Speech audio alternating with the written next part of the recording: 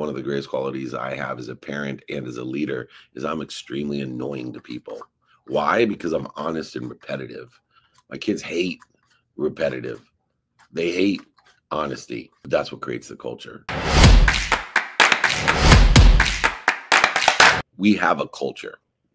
And coming off of the Masters, I thought about the Masters as a culture and what a powerful culture the Masters is, the golf tournament called the Masters in Augusta, Georgia. A culture, could you imagine any other culture? I don't know any other culture that they can get the highest net wealth individuals to give up their phone for an entire day. The culture it's so powerful.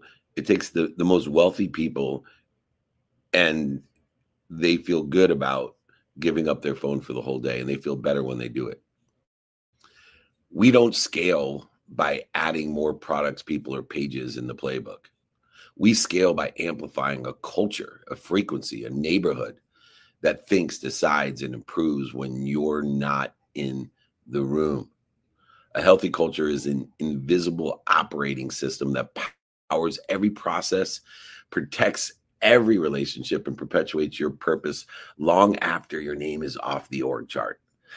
This guide, this exercise, this training will show you how to architect that culture first to create the foundation, the frequency, the neighborhood, so every other system, the people, the processes, and the profit, not only survives without you, but thrives, grows, accelerates, and aggregates without you.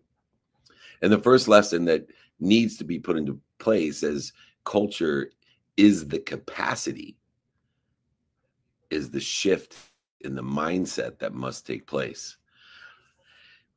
A founder-centric mindset breeds dependence. When a narcissist takes over, the centralization of emotion and energy and value and time all is circulating around one mindset that breeds a dependency upon that one person. A culture-centric mindset breeds resilience. It is impossible to break. It is a palm tree in a storm, bending and bending, but never breaking. I've worked with so many startups, and most of them, if not every single one of them, has a period of time where there's a funding crunch. In fact, I can't think of too many startups that haven't experienced a funding crunch. And the one of those startups, they shared we over me culture.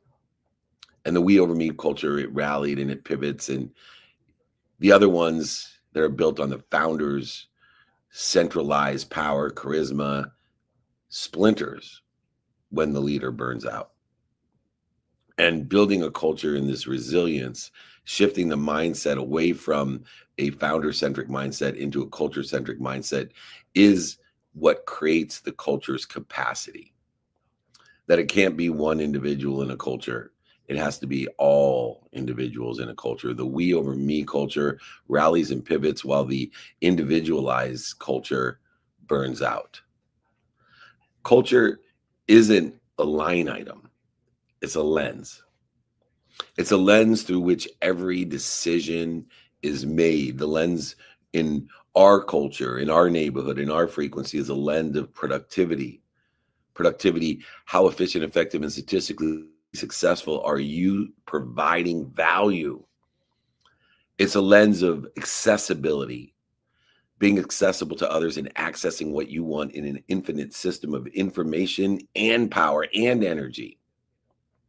And then finally, the most important lens of our culture, our neighborhood, in our network of people who want to help each other, know people that can help each other, the lens of gratitude, the ability, no matter what the circumstances are, no what the evidence is, contrary or none to exist, it is gratitude in that lens of a culture-centric mindset that finds the light, the love, and the lessons, that provides the purpose greater than the pain, that creates the resilience, because we all know it won't be the mistakes in these lenses of productivity, accessibility, and gratitude that will stop us. It'll be the lack of commitment, and there is no lack of commitment in a culture-centric system. We need to replace mission statement plaques with living culture codes and values, behaviors, and an execution model to guide us in a divine direction, to allow us to see the detours as divine, and of course, manage our expectations within the context of divine time. You need to talk about our origin of where we are today, every time reminding the values, the practices, and the execution model so every teammate can connect to their why and apply it to the company's why as well. Utilizing the annoyance principle. One of the greatest qualities I have as a parent and as a leader is I'm extremely annoying to people. Why? Because I'm honest and repetitive. My kids hate repetitive. They hate honesty. But that's what creates the culture. Utilizing an auditing of truth and consistency to create cultural alignment with the values, the behaviors, and the practices with the lenses of productivity, accessibility, and gratitude. And if it contradicts your values, your behaviors, your practices, or your execution model, then change the policy, change the culture. Utilizing a founder-centric mindset is not going to get you there. It may get you up, it may get you back up, it may get you started, it may get you back started, but it ain't going to get you there. A culture-centric mindset will breed the resilience and the commitment necessary and the values, practices, and execution model to facilitate getting you to where you want to be in the divine time in which you will be there, allowing that divine direction and the divine detours to protect, promote, love, and protect us.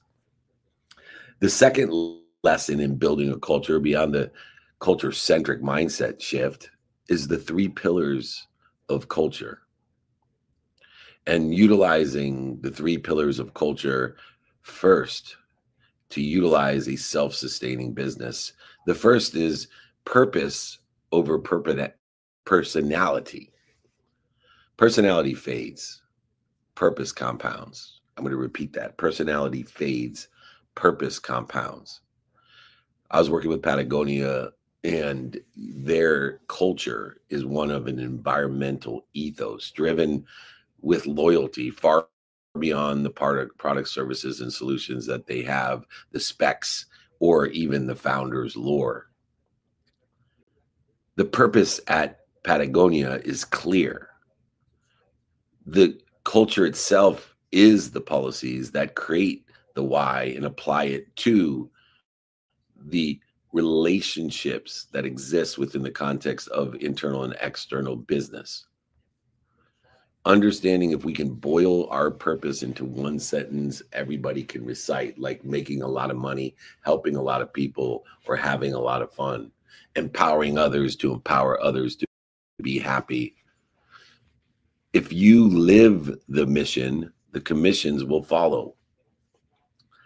You should take time every single meeting and have meetings to build the culture with a purpose spotlight, a reminder, a remembrance, a recollection of the values, gratitude, empathy, accountability, and effective communication, a reiteration of the behaviors and practices of knowing your what the company wants personally, experientially, giving and receiving, who the company can help and who can help the company, the how, utilizing the lenses of productivity, accessibility, and gratitude, so that the company itself, the culture itself, will prioritize at all time what is important to them and do it now. 100% of the things you do now get done, and 100% of the things you do next get done. Get rid of the 2 interferences of most cultures, being overwhelmed and procrastination. Utilize the execution model to effectuate capturing options, opportunities, and touches of favor, distributing them internally and externally, prioritizing the ones that are for you and deciding at that time, according to the circumstances of the day, the time, value, and emotion, what is most important to you to prioritize and what you should redistribute internally or externally. Utilizing your network, which is why we create this neighborhood, this culture, this network of people that want to help each other, know people that help each other, that buy from each other and sell for each other for life, creating resilience, sustainability within a purpose-driven culture, not personality-driven culture. Purpose is based off of your values, your practices, and your execution that are done in a consistent, persistent manner every single day, 7 days a week for a minimum amount of time, the incremental proof of certainty of the future. Your journey is only determined by when your heart starts and when it stops. It's divided by one future certainty, the only future certainty of 24 hours incremental time that you should use in 3 different ways: non-negotiable behavior, driving the values, and execution. Hybrid negotiable behaviors, behaviors that take into account the circumstances only to define when I do it.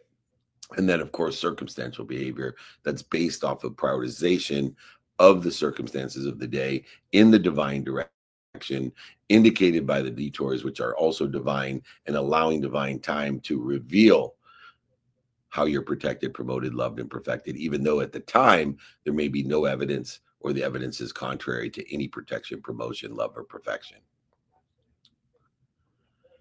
The second pillar beyond the purpose over personality is empowering people over controlling them. So many people try to create dogmatic principles in which control us, whether it be philosophies, spiritualities, religions, theories, constructs of operating systems.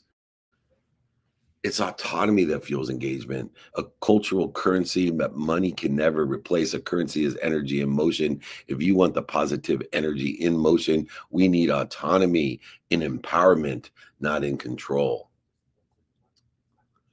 Working with the Ritz-Carlton and their employees, they can spend up to $2,000 to solve a guest problem without a manager's approval. Guess what soars? That's right. Guest satisfaction soars. People buying from them and selling for them soars. Would you rather spend $2,000 on a video for a follower? Or would you rather invest $2,000 in a current guest who has a problem and solve it, creating great joy for both parties and those who witness it, creating the unbelievable impact of effect of this exponentiality of this neighborhood of people buying from you and selling for you for life? That's why every Ritz-Carlton employee can spend up to $2,000 to solve a guest problem without a manager's approval. Do you institute these type of empowering behaviors, or are you trying to control the mechanism and interfere with the truth? It is trust that creates ownership, and it's ownership that scales the future. Now, within the context of trusting, we have to remember that we need a vetting process in perpetuity with trust. So many people think trust means don't ask. Don't ask questions. Don't do due diligence. Don't seek the truth. It's the exact opposite. The people that we trust the most, for alignment, we need to vet it. We need to ask uncomfortable questions, clarifying questions in order to facilitate the truth. I often have, within the culture of my company, my leaders are questioned. If they say something that was miscommunicated, I make it uncomfortable and say, hey, that's not what I said. That's not the truth. Not to diminish the capacity of the person, but to empower them with the truth and to make them feel comfortable about articulating a truth, or careful about articulating a truth, so that we too can make the investment to solve our community's problems without approval.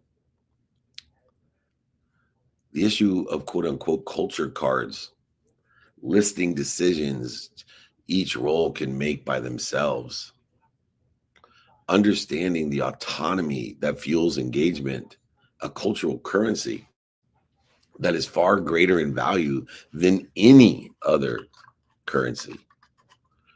We should not only utilize culture cards that list out the decisions and roles that people play individually, But we launched this peer-to-peer recognition, teammates awarding value-based culture coins in respect to redeem them for opportunities, options, and touches of favor.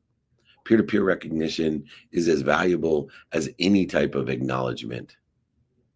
These are the culture coins that allow us to have extreme value in the currency to provide the autonomy that fuels our engagement. And those who know it doesn't matter your skills and knowledge if you're not engaged. Tom Brady sitting on the sideline was worthless. Tom Brady quitting was worthless. Quietly quitting was worthless. Tom Brady giving half his effort is worthless. Your team will lose every time. But an engaged Tom Brady, an empowered Tom Brady, fuels more Super Bowls than any other team has ever experienced. We should be replacing annual periodic reviews with a two-way culture check-in, focused in on the values, the practices, and the execution model in order to facilitate the empowering people over controlling our teams.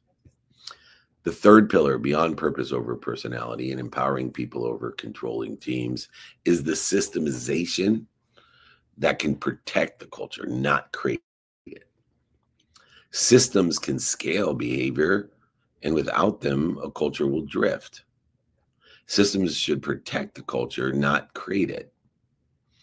When I was working with Netflix, we quote unquote worked on freedom and responsibility. And looking at Netflix Freedom and Responsibility deck, it codified how decisions got made and keeping startups agile at a global scale.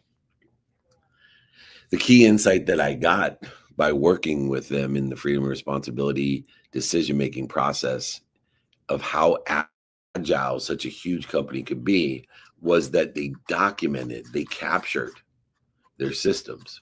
They looked for clues and patterns and made better choices in order to scale behavior. Positive behavior, identify the behavior as aligned with where they wanted to be or better. Negative behavior, defined if that was interfering with their potential in a shareable system.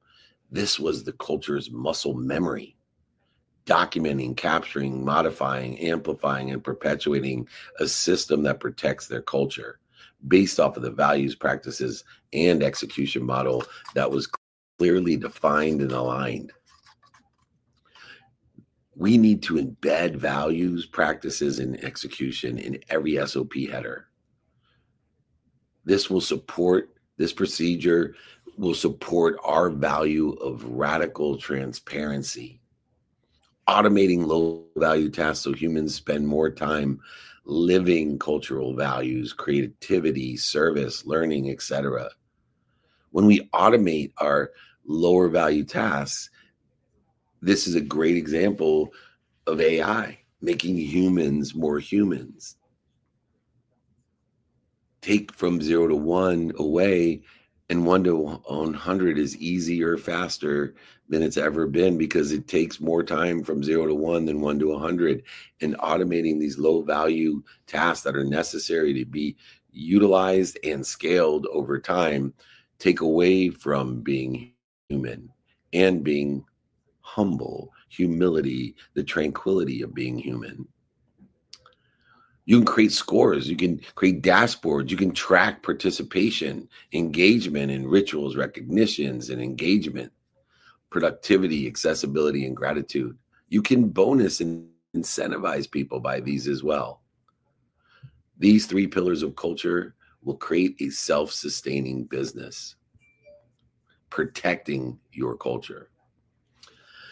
The next lesson is firing yourself and others without firing the culture.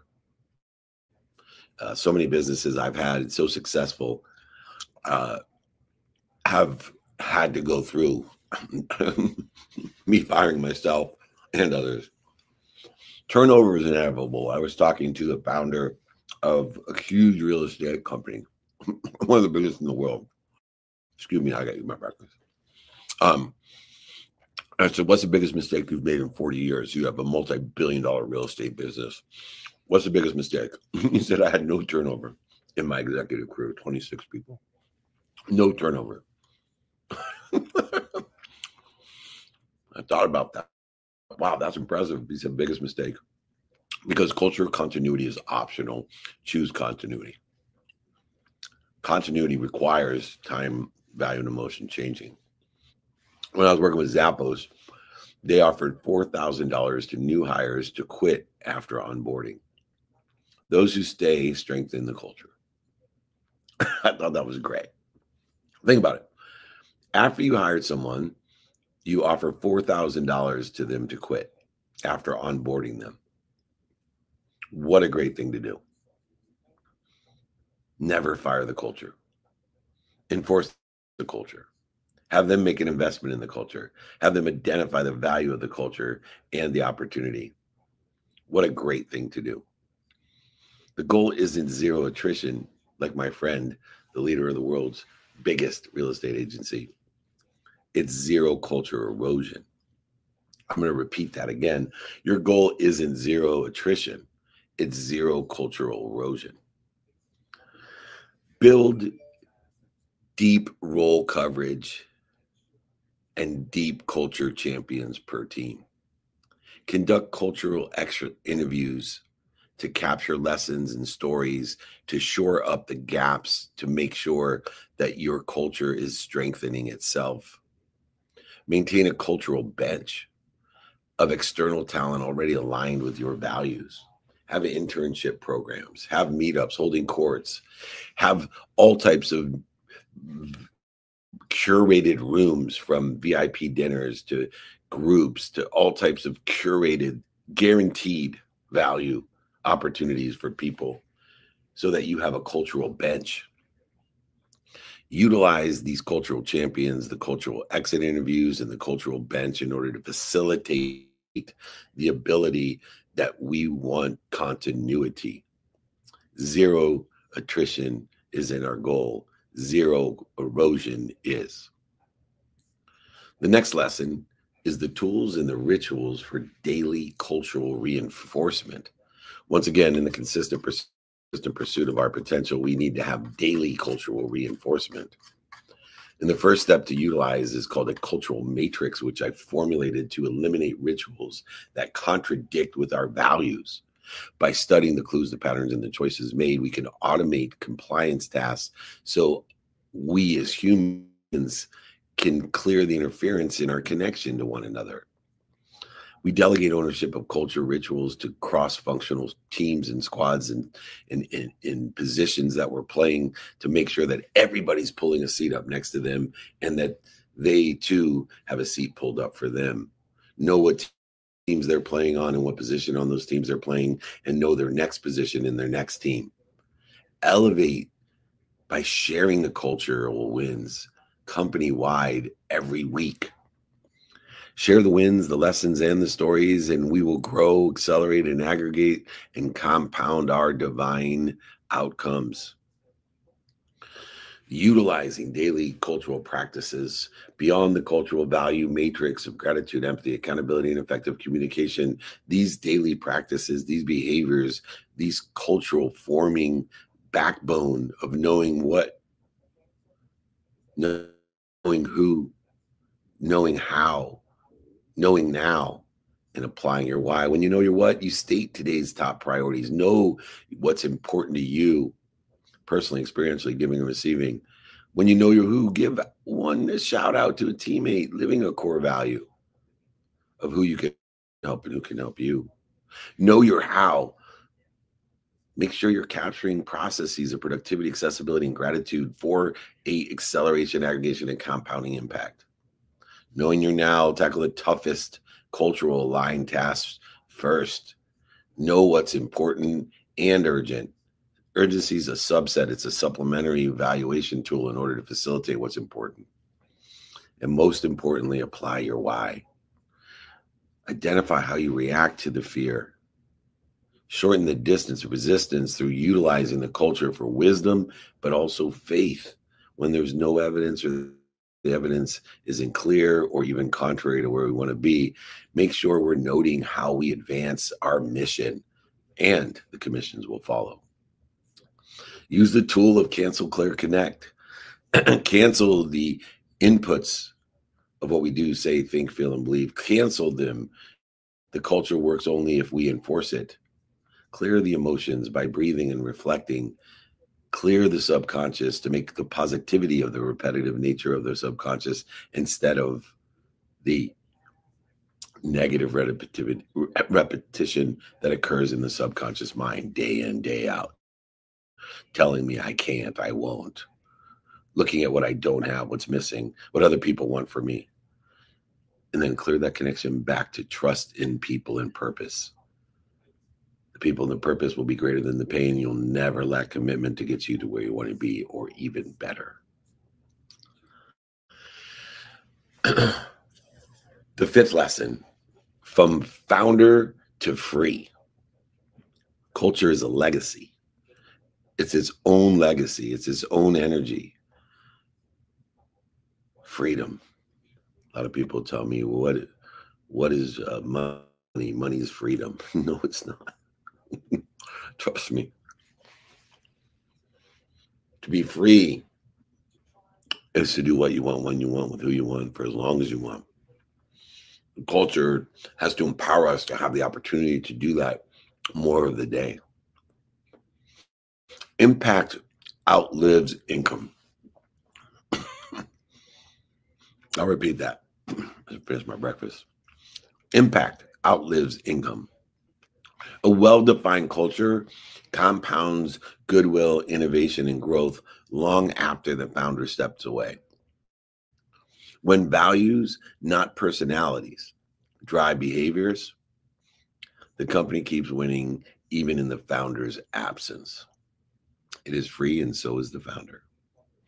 A mission-driven brand still donates 10% of the profits to environmental causes a decade after the founder sold the company, because the practice was embedded in the culture, not in one leader's personal passion.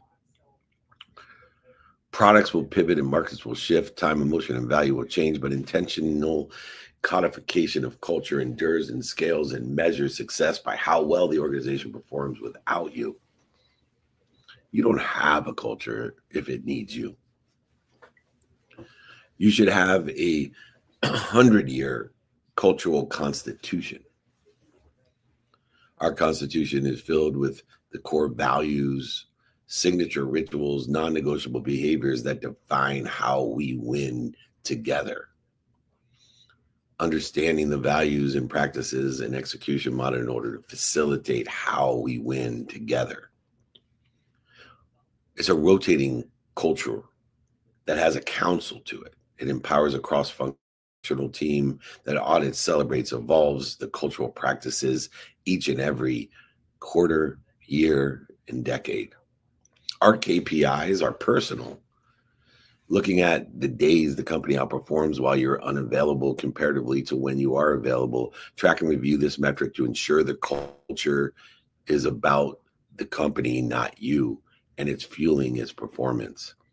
A cultural constitution, a cultural council, and a personal KPI about the company's performance without you are great ways to facilitate what we're trying to do. We don't scale by adding more products, people, or pages in the playbook. We scale by amplifying the culture that thinks, decides, and improves when you're not in the room. Shift the mindset. It's a culture is the capacity. Have a culture-centric mindset to breed resilience. Utilize the 3 pillars of the culture first. Have a self-sustaining business. It'll be purpose over personality, empowering people over controlling teams, and utilizing systemization that will protect the culture. Fire yourself and others without firing the culture. Turnover is inevitable. Choose continuity. Our goal isn't zero attrition, it's zero cultural erosion. Create the tools and the rituals for daily cultural reinforcement. Have a value-based cultural matrix. Have the behaviors of 5 daily cultural practices, and utilize the cultural cancel, clear, and connect in order to facilitate that the culture works only if we practice it. Free yourself and others as a founder. Culture will be your legacy. Use a cultural constitution, a cultural council, and KPIs without you in order to effectuate what goes on for perpetuity. Systems can't replace tasks. Culture replaces you.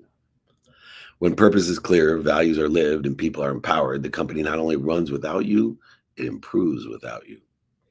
Implement frameworks. You'll trade control for true freedom. Turning your enterprise into a self-propelling legacy of service, growth, and impact that lives well beyond any single name on the door. If you do this, if you build a culture in this way, you will make a lot of money. You will help a lot of people, and you will have a lot of fun. This is How to Build a Culture training. If you'd like the guide, the exercises, or my book, I'm happy to send them to you. Email me, david@dmeltzer.com, david@dmeltzer.com. Thank you, everyone. We appreciate you. Be kind to your future self. Do good deeds. We'll see you later.